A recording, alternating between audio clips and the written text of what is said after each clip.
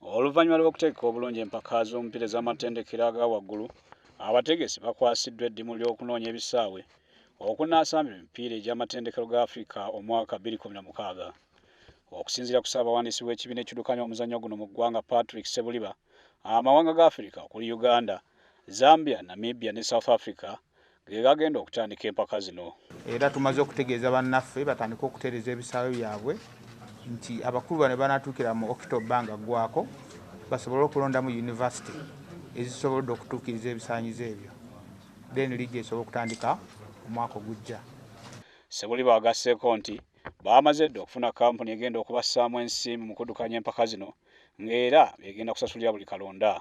Kyasobodde okufuna kampuni egenda okuwoma omutwe mu kulabirira n'okusasulira omuzannyo gw'omupiira mu university, nga omukisa guno baguwadde ensi 4 ku lukalu lwa Africa ezisinga okuzannya omupiira gw'ebigere mu university: Uganda, Namibia, Zambia ne South Africa. Annyonnyodde nti baakutwala university ezo zokka ezinaaba zisinze ezinnaazo mu liigi y'eggwanga okukiikirira Uganda mu za Africa. Mu ngeri y'emu, kwota final y'empaka za liigi ya university eya 2015 eggyibwako akawuwo nga Septemba 23 nga Ndejje ekyaza Nkumba e Luweero. Amatendekero 8 ge gakubiddwako akalulu era gasengekeddwa mu bibinja 2 nga ne final za kuzannyibwa mu mwezi ogwa Novemba.